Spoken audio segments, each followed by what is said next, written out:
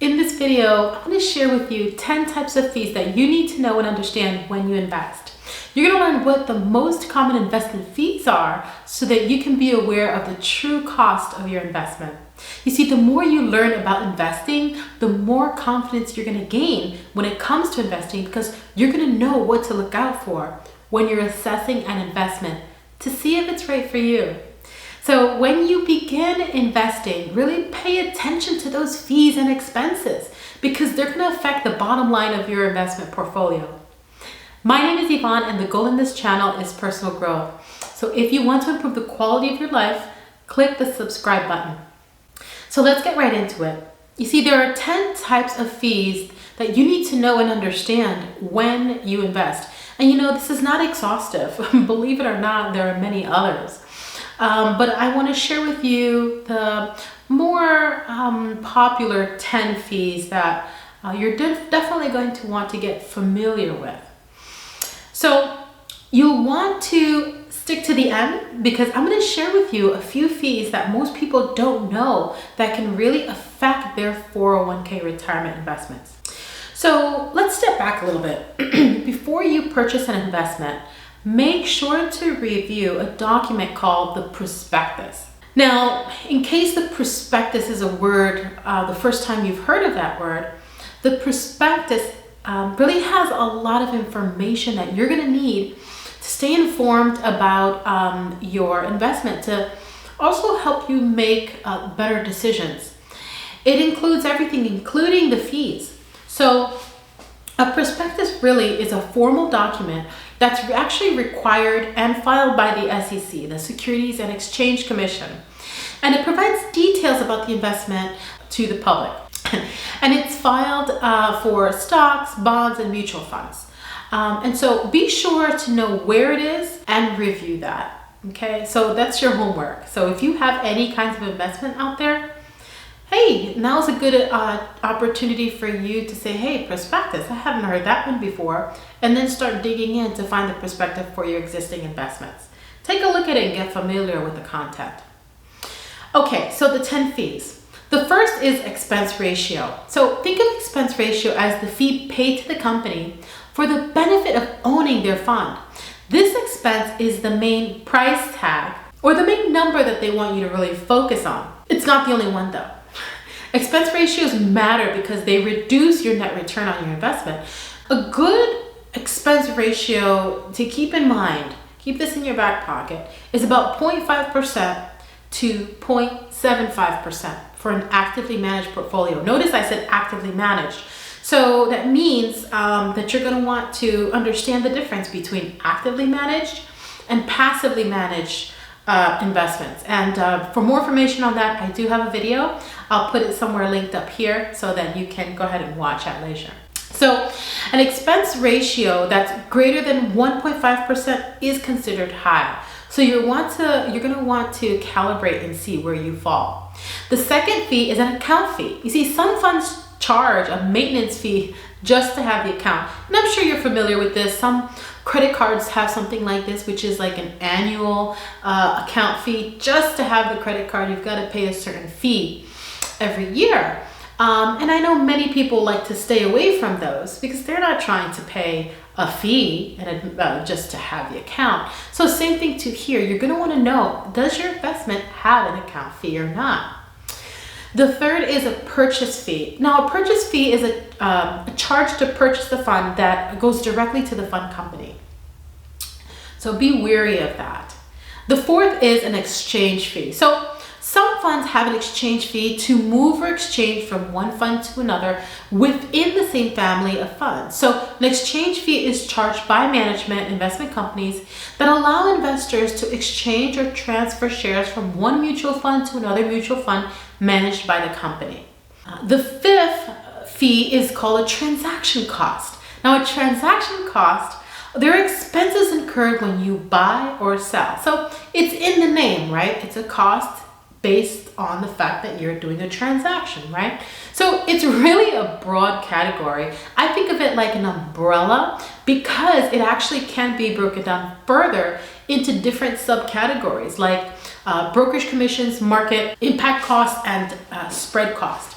and capital gains tax. So just kind of think of that as an umbrella term that has different ancillary fees, if you will, expenses or costs associated with it that compose it completely. So the point to remember here is that transaction costs are only incurred when purchase or there's a sale that's made, okay?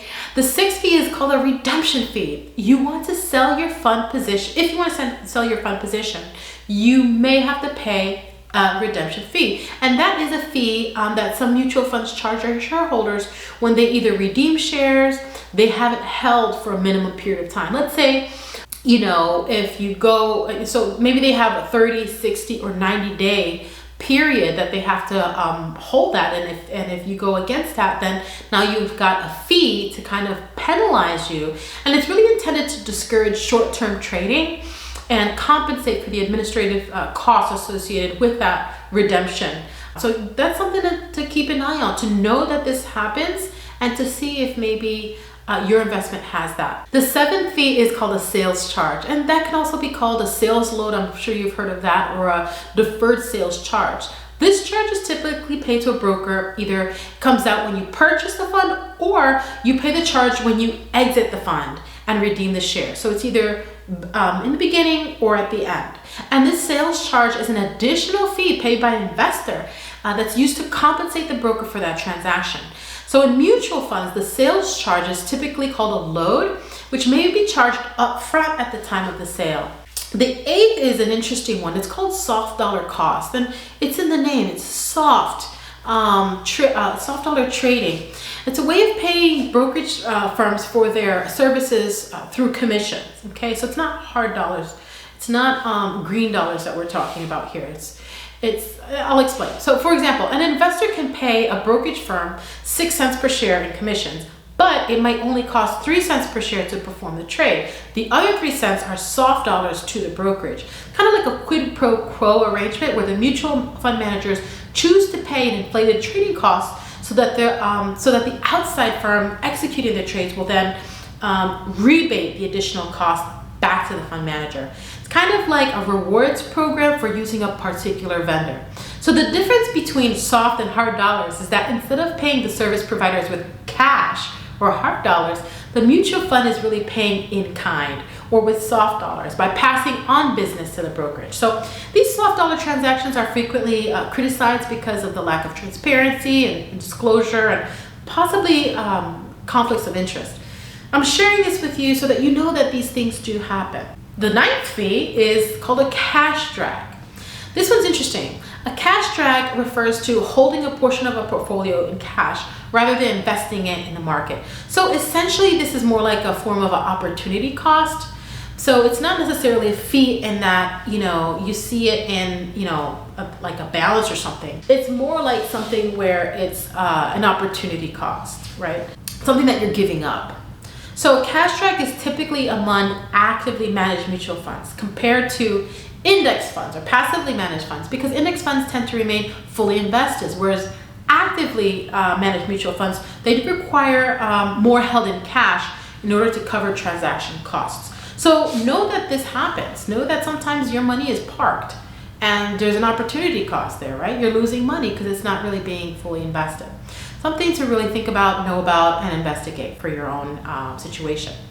Now, as I promised, the fee 10, number 10, is the 401k cost. Now, 401k, for those of you that are not familiar with it, is an employer-provided plan where you set an amount for each paycheck and your employer can match some percentage of the contribution. So every paycheck, you're paying into this 401k retirement investment.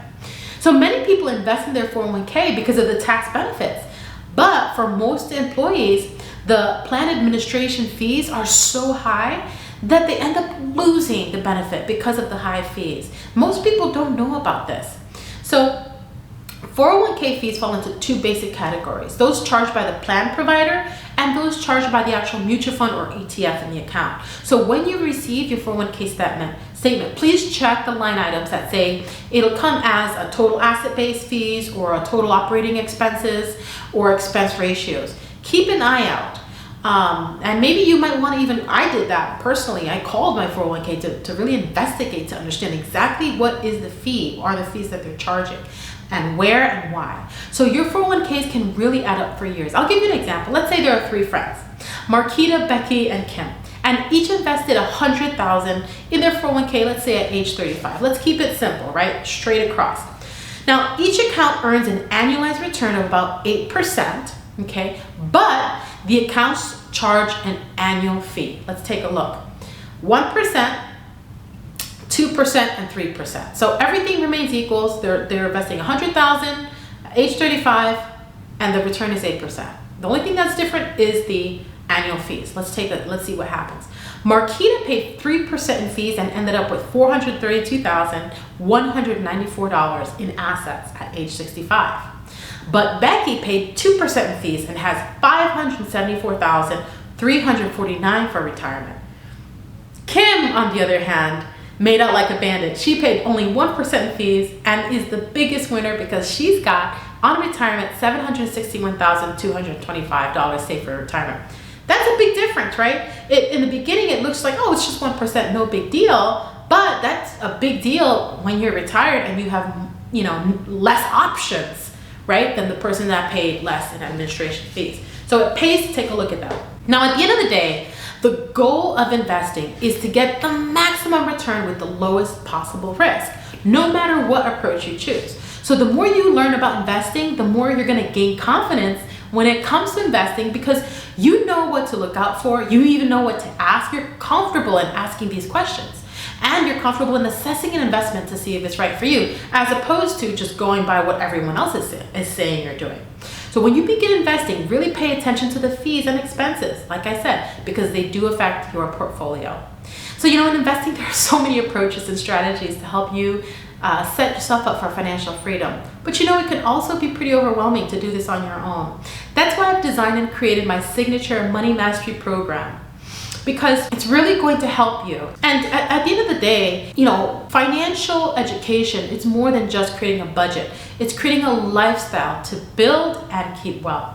So, if you're ready to invest in your financial education, this course is for you, because it's really going to combine getting the full picture of personal finance and helping you create a personalized action plan. It's really going to empower you. And so I'm going to be honest, this is not for everyone. This is for those high achievers that are really committed to their transformation, to get out of debt, save more, increase their income, and invest to build generational wealth. And so if you're ready to live a life of financial prosperity on your terms, click the link below to enroll in the program. Also, check out my Goals Mastery program. If you feel the need for more clarity in life, you can really use some support in just getting some clarity in what it is that you want and direction. That course is for you, because it's really going to help you to get clear with what you want in life and help you identify, define, and align with your vision, mission, and goals in life. And you see, if you're not clear with your vision and mission, chances are, whether you're aware of it or not, you're working on someone else's vision. Okay, so it's very important for you to get crystal clear on this. And as always, it's great to have inspirational and motivational reminders to keep you and me moving forward towards our dreams and goals. So click below to choose your favorite custom designed gift for yourself, family, and friends on my online merch store. Click the link in the description box below. And if you enjoyed this video and want to improve the quality of your life, remember to click the subscribe button to level up. I'd really appreciate that.